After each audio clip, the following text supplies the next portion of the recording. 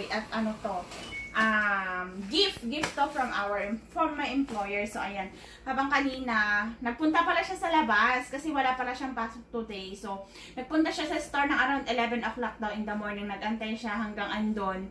Ayun, saka bumili siya nito. So my daughter's birthday is near na, July and August. So eto, partial gift niya daw to sa aking mga Junakis. So tara, unboxan natin.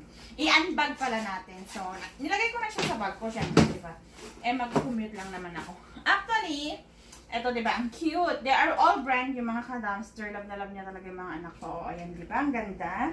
Pang bata at pang summer talaga sa Pinas. O, di ba? So, para kay Tonya to.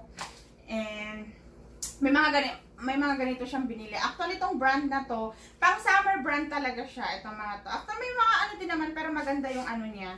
Maganda yung brand na to. Run Rabbit ang brand niya. Ganito din yung brand ng mga, damit ng mga aking alaga na lalaki. Ayan.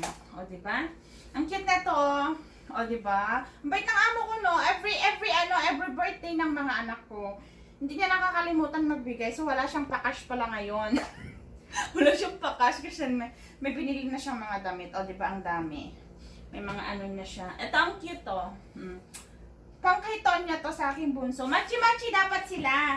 Kaya lang mali siya ng size kasi nga malaki yung panganay ko. Actually 7 years old pa lang yung panganay ko pero malaki na. Pag nagbibigay siya ng damit, always matchy-matchy sila ng anak ko. Ayan. So dalawa. O ito pagka ito niya pang Simba. Ito rin. Gusto to ni Daylin. Tapos ang cute nito. O diba? Nakauso yung anak ko. O diba? Nakauso siya.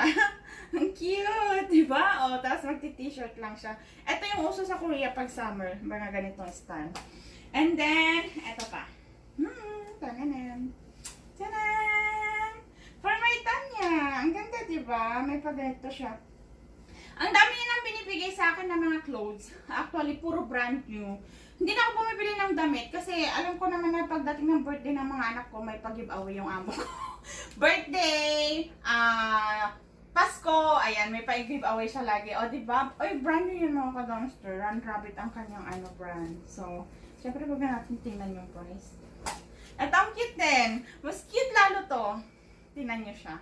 Ang ganda, diba? Kasi alam nyo yung amo kong babae, gusto niya magkaanak ng babae. Kaya lang masalan siyang magbuntis, yung anak niya lalaki. Kaya gusto niyang binibilan yung mga anak ko ng mga ganito. O, diba ang ganda? For my bunso. O, diba? Ang cute! Ang ganda. Mag-ano lang siya dito, t-shirt na white or sando. O, diba? So cute. Ako, maiinggit yung panganay ko, kaya lang syempre wala, hindi, ano to, para sa anak kong ano to. Sa bunso pa lang, sa panganay, yung dalawa lang ang meron. O, diba, ang taray, buti pa yung anak ko may ganito. Buti pa yung anak ko may ganito. Mama, bigay naman yung yaya mo, bigyan mo din ng ganito, diba? O, diba? Ay, diba, mayroon naman sa anak ko. Ang ganda, diba? Pang summer. Tama-tama kasi magba-back to school na sila. So, may gagamitin sila. O, diba? Ang cute. Sana all. Talaga. O, love na love nung amo ko yung mga anak ko eh. Hindi siya nakakalimot magbigay ng gift.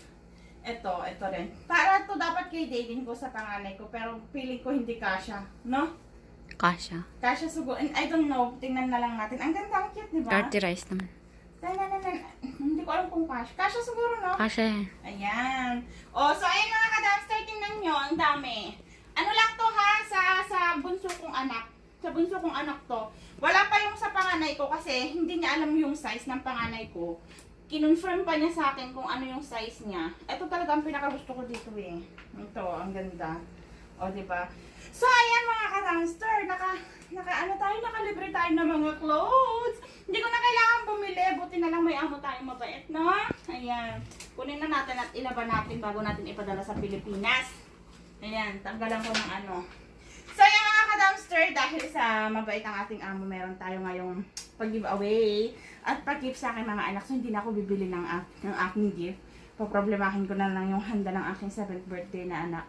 So, ayan, thank you so much. Share ko lang sa inyo yung kabutihan ng aking amo. So, ganun talaga. Pag pag pinagbubuti mo yung trabaho mo, syempre, mag-payback din naman sa'yo. So, ayan lang mga dumpster. Thank you so much for watching. Hope like, share, and follow, and subscribe my YouTube channel and my page, Arlene G channel din. And thank you. Bye-bye. Mami Arlene signing off.